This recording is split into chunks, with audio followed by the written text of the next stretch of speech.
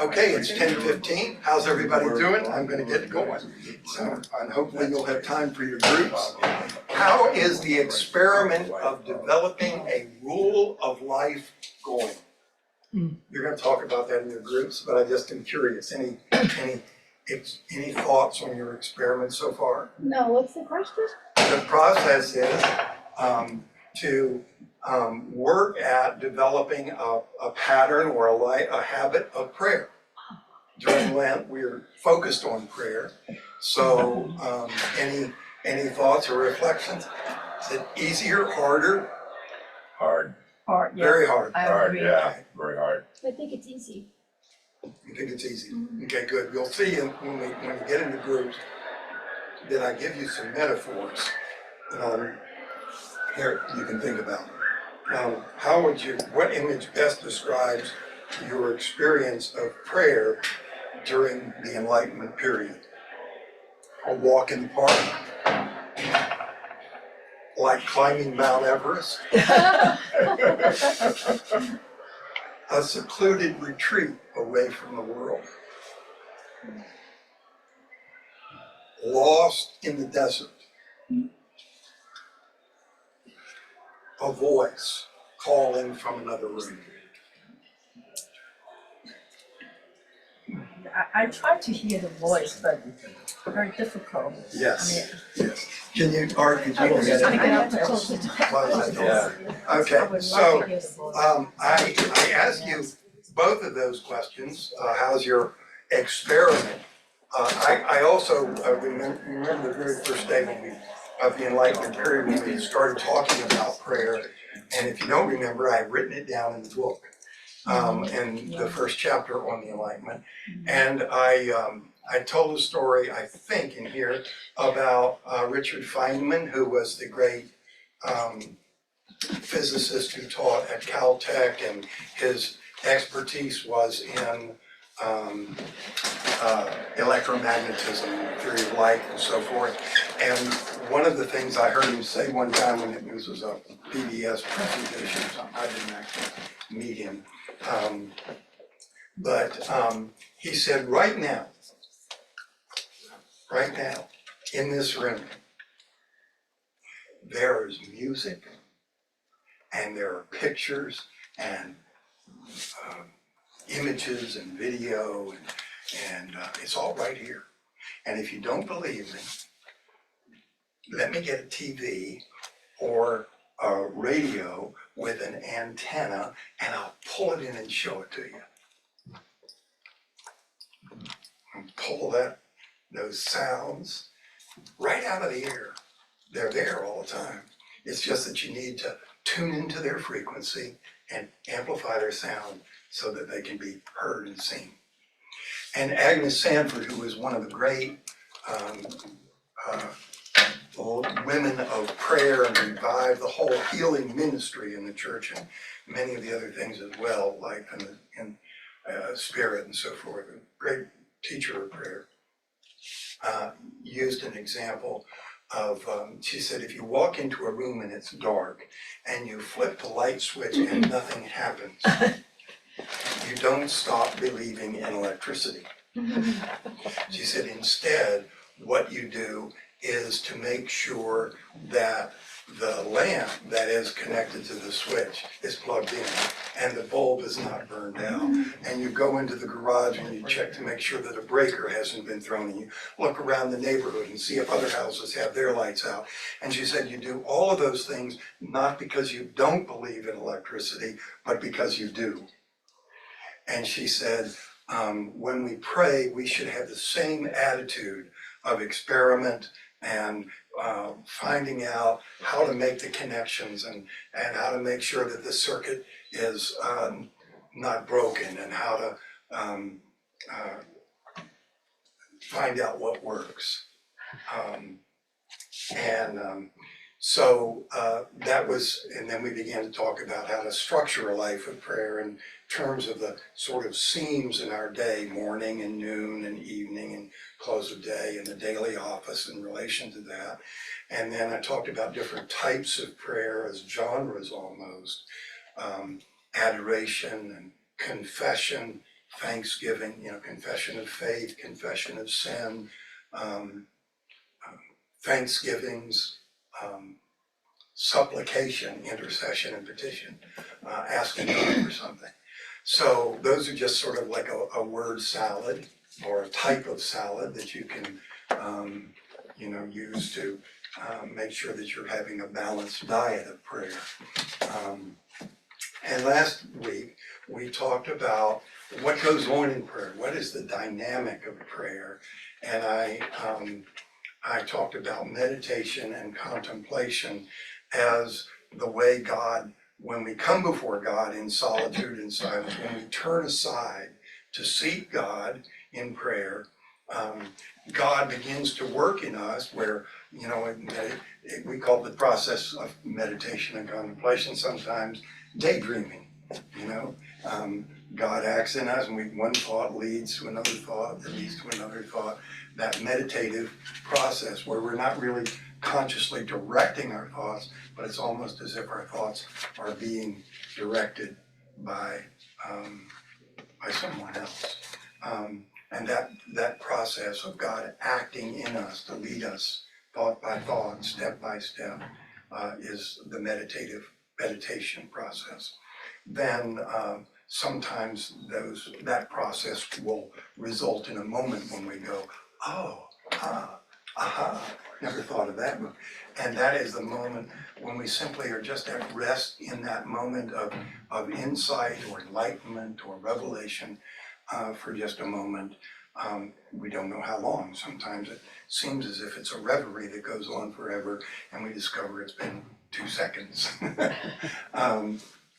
But that moment of our being in that insight is contemplation.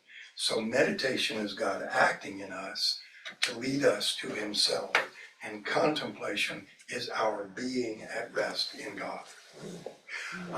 So now today, if all that seems long ago and far away, or in a galaxy, or not here, today I want to sort of bring it all back home and talk about perseverance in prayer and hard work of prayer. Because what we know is that prayer is not just saying our prayers, is it? When you were little, your mom maybe said, here's a prayer, say your prayers, that sort of thing. But what we have learned is that prayer is really an attitude of the heart. But what our parents are trying to teach us perhaps is that by paying attention regularly and by habit before we go to sleep or when we wake up, or being able to say good morning God instead of good God it's morning can be a good habit to form on, through our life. And we discover other things. We discover that we have to get personal for a minute, do our homework before we can go out on Friday night. We have to, all sorts of other disciplines that we develop in order to learn and grow and become responsible adults. Well, the same thing is true in a life of prayer. It requires discipline, and it requires persistence, requires perseverance, and it's not easy. If it were easy, Jesus wouldn't have to tell stories about strive to enter by the narrow door, right? We use that in the Eucharistic prayer today in the Rite 3 service here. He said Jesus taught us to enter through the narrow door. I'll tell you a story about that, where I learned that. Back before probably some of you were born, I saw the Rolling Stones in concert. And they were, this was in Tuscaloosa, Alabama. I was in college, and my wife was with me, we were married before I graduated from college, you know, first things first. And so we had gone down to see the Rolling Stones in Tuscaloosa, Alabama, and the show was gonna start at 8 o'clock that night, but we wanted to be there early, so we got there about 3 o'clock in the afternoon. And we waited, and there was a whole line that stretched all the way around, you know, the auditorium waiting to get in. And finally, about 6 o'clock, they opened the doors and we were able to get in. But there's a line of doors across the front, and they're, you know, they're just regular doors going in. It was in a gymnasium at the University of Alabama. And so everybody started going toward the door, and Kathy, who had not eaten most of the day, fainted. Just as we got to the door. Now, it turns out there were about 5 people who were killed at a Who concert in the same way. The crowd just ran out. But of course, she fell this way and not that way.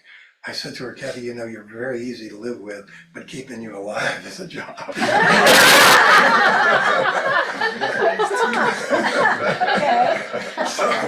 So she fell this way. And as she kind of slid down the door and the crowd rushed, I said, oh, that's what Jesus means when he says, strive to enter through the narrow door. Everybody. You remember when he says it because the crowds have begun to fall away because he's going to Jerusalem and they know this is not going to work, you know, end good. And so they say, Lord, do you think many are going to be saved or few? He says, don't worry about anybody else. You strive to get in through the narrow door because many will come from east and west and they won't be able to get in, you know. So it takes discipline and it takes perseverance, and it's not easy. And some of the reason it's not easy is because we have these kind of contradictory impulses. On the one hand, we have a hunger for God. St. Augustine says that God has so made us for himself that our hearts are restless until they rest in him. Bruce Springsteen says, everybody's got a hungry heart. Everybody's got this hunger. And so but at the same time that we have this hunger, we want a sugar high, right? We want junk food. We want cheap grace. Dietrich Bonhoeffer, who was a Lutheran pastor who was teaching at Union Seminary in New York City in the 1930s, went back to Germany after Hitler came into power because he said a pastor cannot suffer apart from, when his people are suffering, pastor has to be there with him. And he went back and was involved in a plot to actually assassinate Hitler, was arrested and and died in a German concentration camp a few weeks before the end of the war. And he wrote a book called, he was executed before the war. And he wrote a book called The Cost of Discipleship, which is basically a meditation on the Sermon on the Mount. And he said, everybody wants cheap grace, but cheap grace is grace without accountability, without responsibility, and what true grace, genuine grace is costly. I use the analogy that, anybody know who Art Tatum is? Okay, so Art Tatum is a jazz pianist in the 20s and 30s who, you know who Oscar Peterson is? Okay, so Oscar Peterson heard Art Tatum, the record of Art Tatum, and gave up playing the piano for 3 months. After this, nobody can play the piano again. Wow. Yeah. Ken Burns tells a story in the thing he does on jazz about Fats Waller, who was a stride pianist and who was very, very, he's very good. He's very good, knowledgeable anyway. And he was playing one night and he said, ladies and gentlemen, I'm just a piano player, but God has entered the room. And Art Tatum came in and sat down. So my analogy is, imagine if Art Tatum were to say to you, so I understand you like to play the piano, you want to be my student? I usually don't take students unless they have graduated from Juilliard or have, can afford it. But I've decided I'm gonna take one student who just loves music. That's all, that you don't need any talent, you don't need any knowledge, you don't need any payment, just, and he said, wow, yeah. And he says, if you wanna be my student, he said, I promise you, you're gonna end up being able to play the piano as a master pianist. And he said, wow, I'd love to do that. So what do I have to do? He said, practice 8 hours a day for the next 10 years. Oops. Say, that's grace. Say, the cost of discipleship. We don't get a sugar high. We don't get junk food. We have to be fed on solid food. St. Paul says, there are many things I'd like to tell you, but you're not ready for solid food yet. You're still having pablum and baby food. So there's this hunger that we have for God, and we have to resist the temptation to settle for less. I had a woman one time say to me, she said, what would you say to somebody, hypothetically, who started going out with somebody that she worked with, even though she knew he was married, and now she's in love with him, and he's gonna, he's not gonna leave. He says he's gonna leave his wife, but I know she's not. What would you say? I'd say, why do you think so little of yourself? Why? So we can't settle for less. I use another example. C.S. Lewis says that when we enter into a relationship of prayer with God, it's like it's like we've invited somebody to add an addition onto our house. And we said we'd like a little room off to the side. And so the contractor comes in and he starts tearing down the walls. And he said, well, wait, I just wanted a little addition, I had somebody come to me one time and they said that they were kind of looking to get ahead in their career. And they said, I read this book and it said you got to pay attention to your relationships, and you got to pay attention to your physical health, and you've got to eat well, and you need to pay attention to your spiritual life too. So he says, I want to come to church and work on my spiritual life, a little something on the side. And C.S. Lewis says, but when God starts or the builder starts tearing down the walls of the house, he's doing it because his intention is not to add a room to the side, a guest room, but to prepare a mansion for himself to live in and for you to live in. Paul says, we yearn, we live in a tent, and not that we would be unclothed, but that we would be further clothed by the glorious body that God is preparing. So don't settle for the junk food, don't settle for the sugar high, don't settle for the quick fix. This takes work. It's serious, it's adult work, it's growing up into Christ. Number one. Number two, yes. I had a minister in a sermon once who said that if you invite Christ into your life, he's going to move the furniture around a bit. Yes, right. Yeah, when I was in seminary, Kathy had a job with Southern Pacific Communications, actually. It was just the time Sprint was coming out.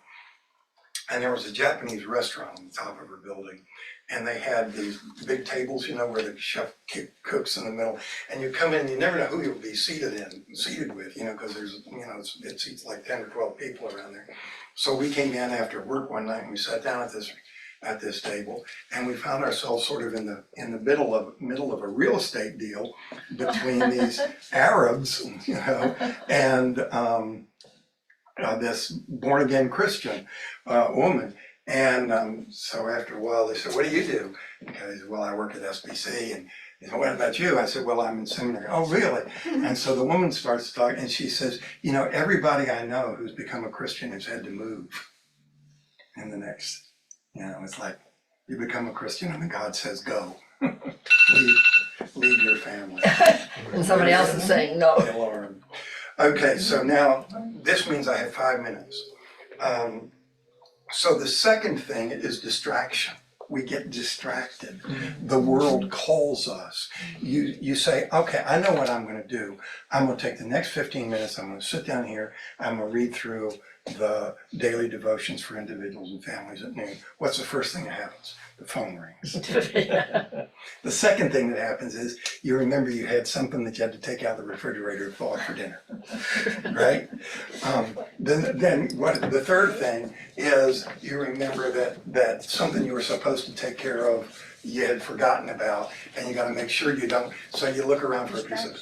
So by the time you are so distracted by so many things that you find that the time that you had set aside for prayer is gone. So the world, William Wordsworth, the Romantic poet, has a sonnet about this because we think that this is a modern problem. A friend of mine told me, she said, I keep putting off the important for the sake of the urgent. Oh, yeah. And you can live your life. I mean, you can end up being pulled and distracted. So those distractions are a part of life. Wordsworth's way of saying it is, the world is too much with us late and soon. Getting and spending, we lay waste our powers. Little we see in nature that is ours. We've given our hearts away, a sordid boon. This is what? Boon, in other words, a dirty, trivial reward for having given our hearts away. Then Jesus looks out on the crowds one time and he says, or the Gospel of Mark says, and he had compassion on them, for they were harassed and helpless like sheep without a shepherd, and they were coming and going and had no leisure even to eat. Now, does that sound like long ago or far away? Or, that sounds like where we live. So the distractions are there, and we have, it was true in the monastic desert fathers. They would write about, the insects. They'd go away. We're going to get away from the world. We're going to go into a cave, and we're going to sit down. And we're going to spend a life of prayer. And what's the first thing that happens? That fly is flying around me, and that mosquito wants to bite me, and or the guy next door in the cave down the road, is really getting on my nerves. A friend of mine's went on a retreat one time and said that there was a woman, one of the nuns at the convent was just so obnoxious and just so, just really getting on her nerves, and so she went to the Mother Superior, and she just, I don't know how much I can take about it, how you drive me. And the woman, Mother Superior, sat back and said, yeah, she's a real saint maker, isn't she? The church has saints and it has saint makers. And who you are to who depends on what God's trying to do in your life, I suppose, and in ours. So all of these things are part of what prevent us from a life of prayer. I'm going to close with one final story. St. John of the Cross, St. John of the Cross was a Counter-Reformation Catholic saint in the 16th century. And he wrote about the dark night of the soul. And he says that part of our experience of prayer, as we get deeper and deeper into the life of prayer, is that there come times that feel like instead of our pathway being a path of light, we have entered darkness. And instead of finding companionship with God, it feels like God has abandoned us.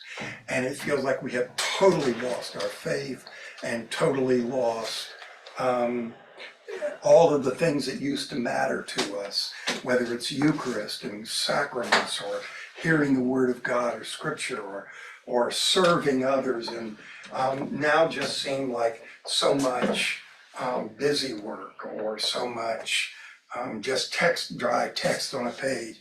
Nothing seems to satisfy. You would think that we're just losing our faith in those times, but in fact, it's not that at all. If it were, we wouldn't care. But the thing that makes it so painful is that our desire for God is even stronger than it's ever been, and therefore the sense of his alone, of our alone and separateness from God hurts more. It used to be a number of years ago, I always take a month off for vacation in the summer ever since I was ordained. And for years, my parents had a house up in the mountains of Tennessee. It was out in the country. And I would go up there on vacation, and I'd be there for a month. And boy, the first couple of weeks I was there, I would just get flooded with all of the stuff that had been building up all year, you know. And so I was at one of these places. I didn't know whether I believed in God. I didn't know whether I wanted to be a priest anymore. I didn't want.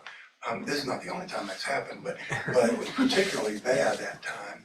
And so I went to sleep one night, and I had a dream, and the dream was that I was sitting at the kitchen table of a friend of mine from college, and the friend was raised an Episcopalian in Miami, and he and I used to, you know, we read together, read books and argued poetry and politics and you know, all these, you know, whatever it was, music, but he had become he was secular, and he was married to a woman who was Jewish, and she didn't go to synagogue either. And so I was sitting at their table, and he was here, and she was kind of over here. I could just barely see her. And I was sobbing. I was just pleading with them to teach me how they lived without Christ, because I had to learn to do it, and I didn't know how to do it. And I'm just crying and sobbing. And so his wife speaks up, and she says, I have no idea what you mean by Christ. But if not having him can do this to you, he must be real. Oh, That was a dream. That was it. So I woke up and I said, okay, I get it. Wow. So there you go. The dark night of the soul. Well, and the more that happens, and we get used to that process, we understand that God is just leading us through the difficult passages to a place of greater insight and understanding and sense of his presence. Because ultimately, we all have to walk through the valley of the shadow of death. Ultimately, we all have to go through the narrow door, one at a time. And ultimately, we have to trust that there will be someone there to receive us and to welcome us into the living presence of the saints in light. And so with Jesus on the cross, when he cries out, my God, why have you forsaken me? We must also say, Father, into your hands I commend my spirit. Amen.